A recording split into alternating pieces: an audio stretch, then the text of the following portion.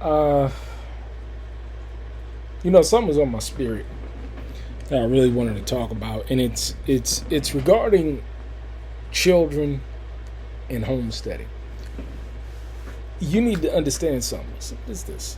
What is this? What is this? Some type of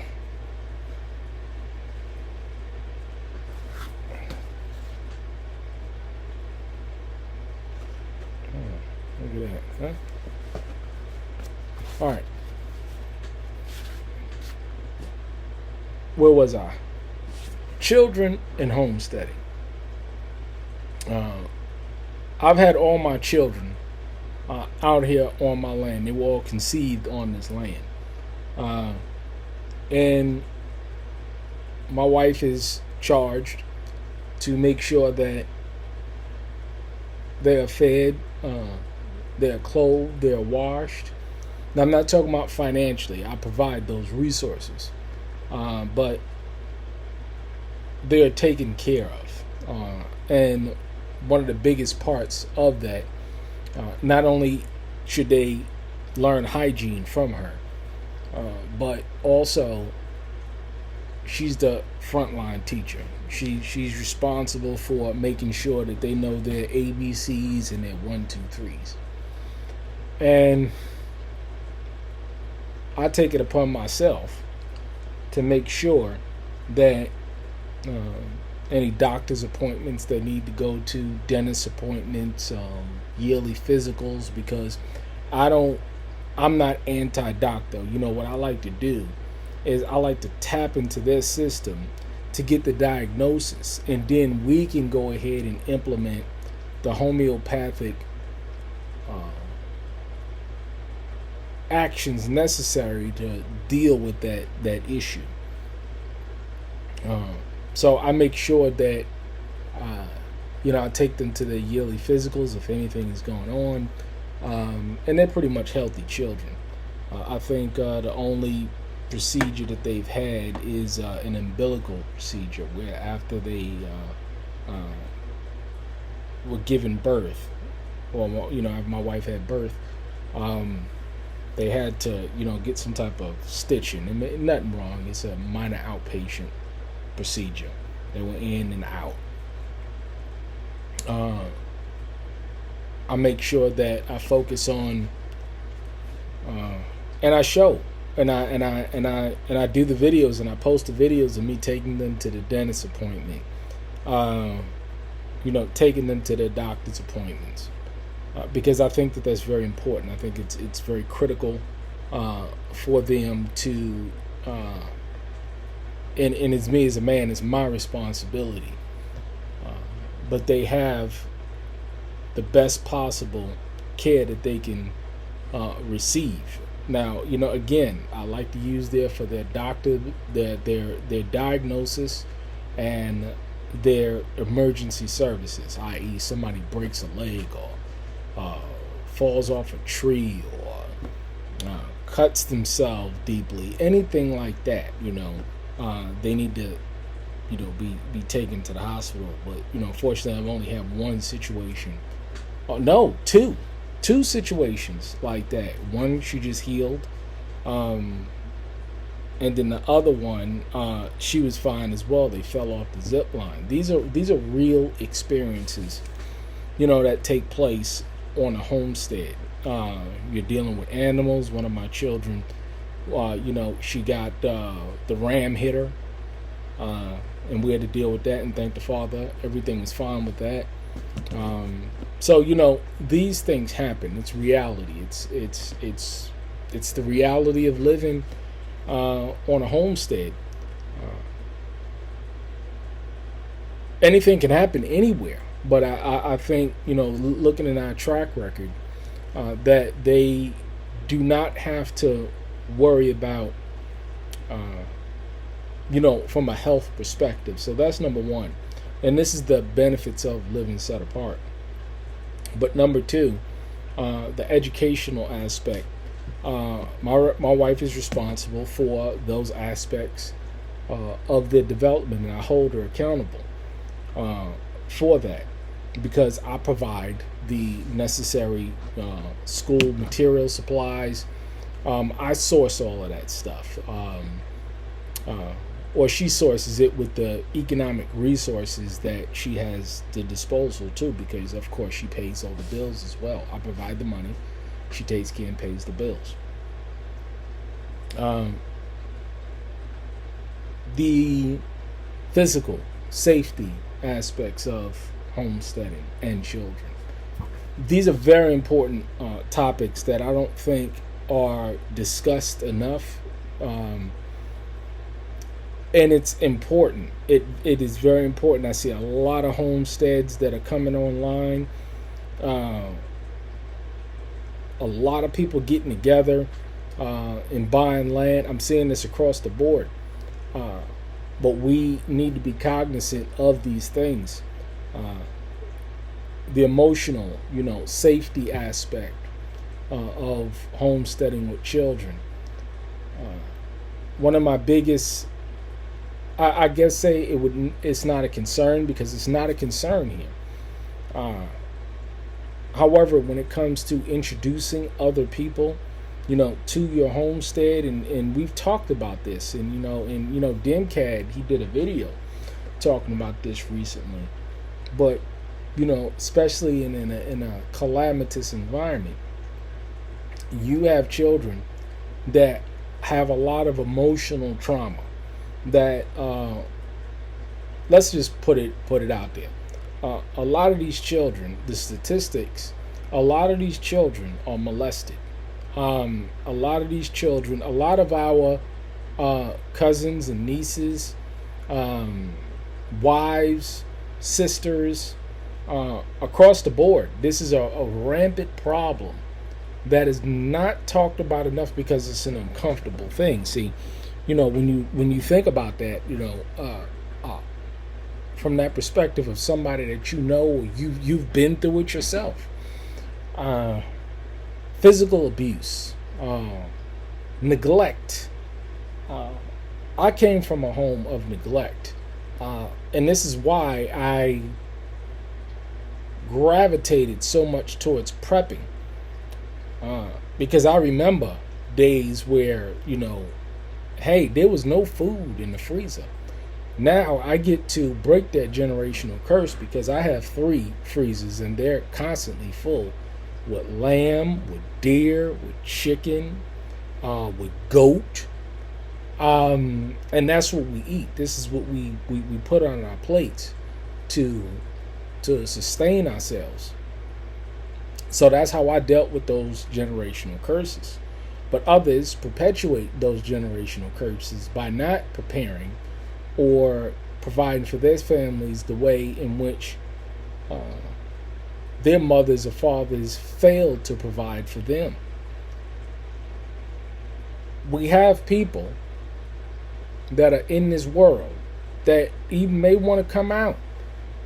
However, they're bringing these issues. And your children will be affected by that. It can come by way of a son or a daughter, or somebody else's son or daughter molesting your son or daughter. It can come by way of they come from a very violent past, so therefore they're going to interact with your children violently. Are you getting it? Or are you getting it? Are you absorbing what I'm saying? Because it's not talked about. It's not talked much. We often talk about the good things associated with, living set apart on a homestead, but we avoid talking about these things.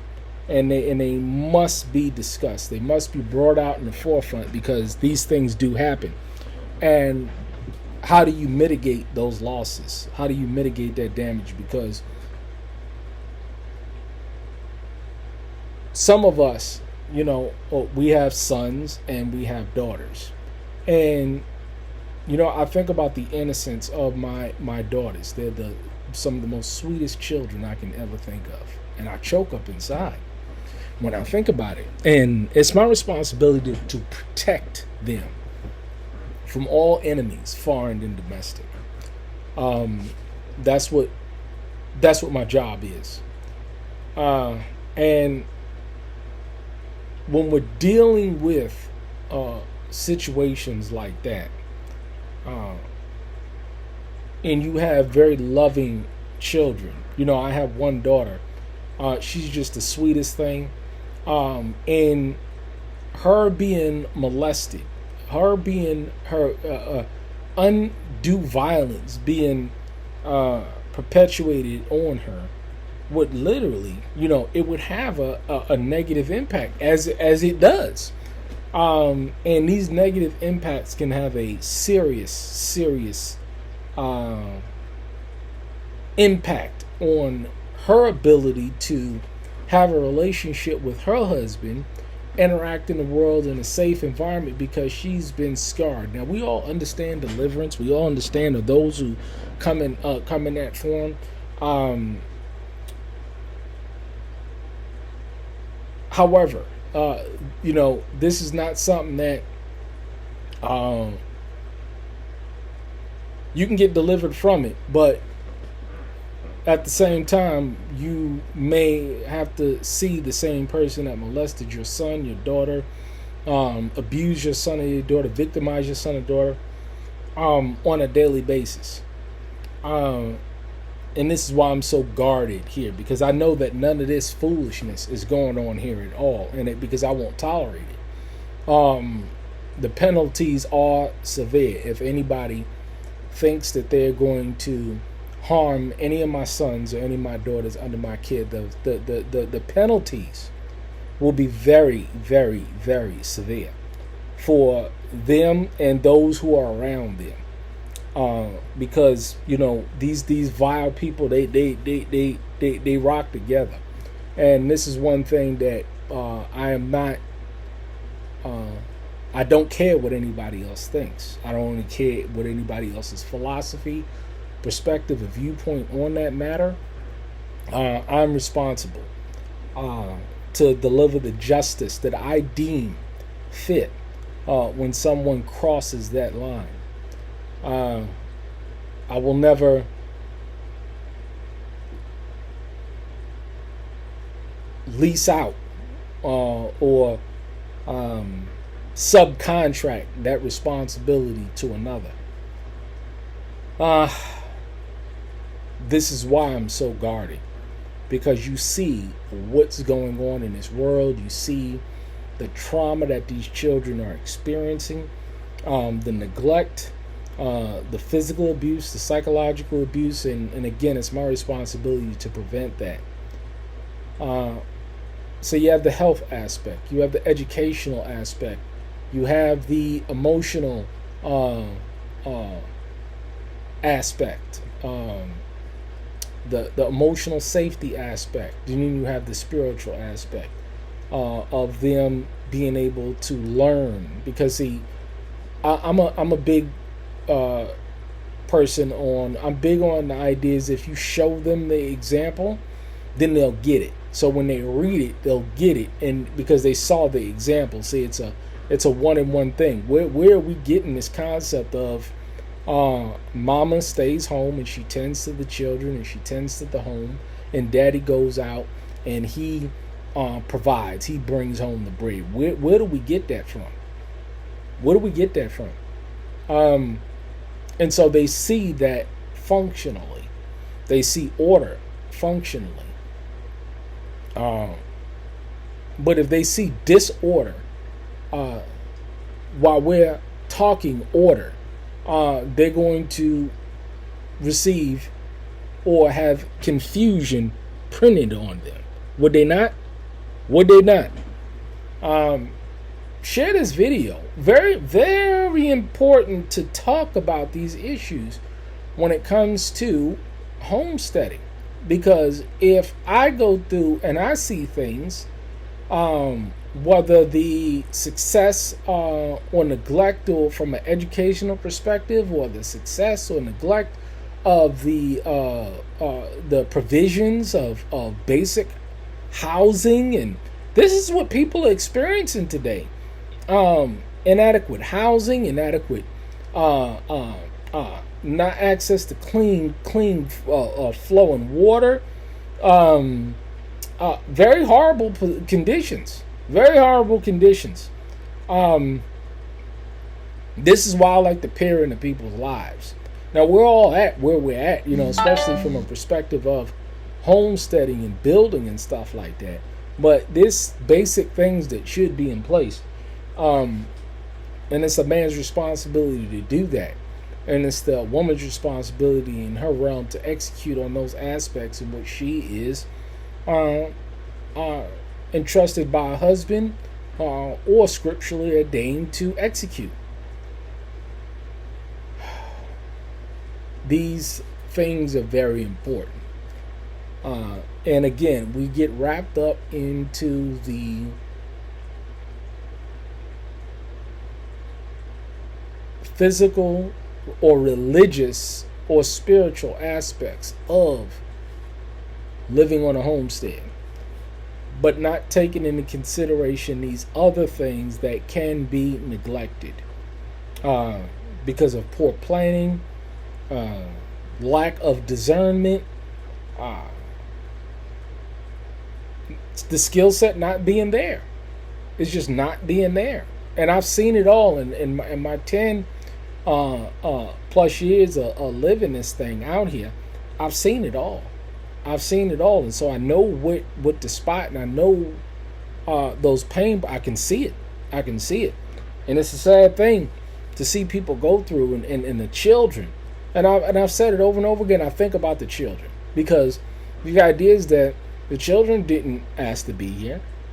This is why I look at all children. I look at it with a tender heart, because I grew up in foster care myself. So and I went through this trauma, the trauma of neglect, of not having food in the house because daddy wasn't there and mama chose to do other things with the money.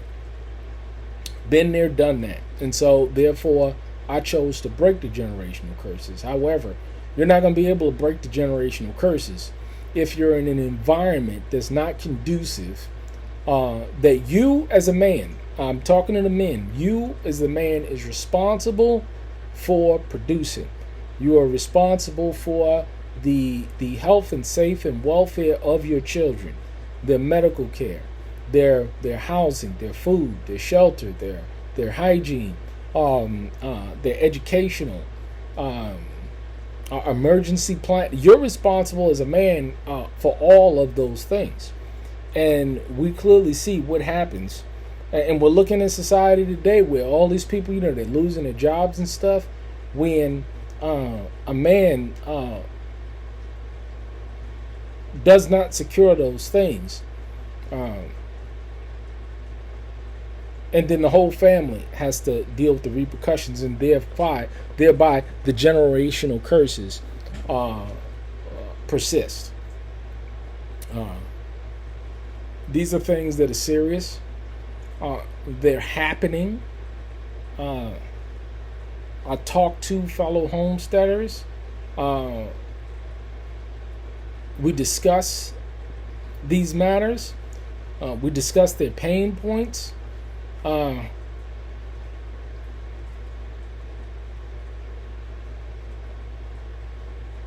so, you need to really, really, really take these things into consideration, and think about all these factors, and be clear on what you're doing, and clear on your direction, and clear on everything as you possibly can regarding these areas before you move on a homestead, before you decide to pack your family up and move out into the country. These things you have to be very clear on, because at the end of the day, man, you are responsible. No one else.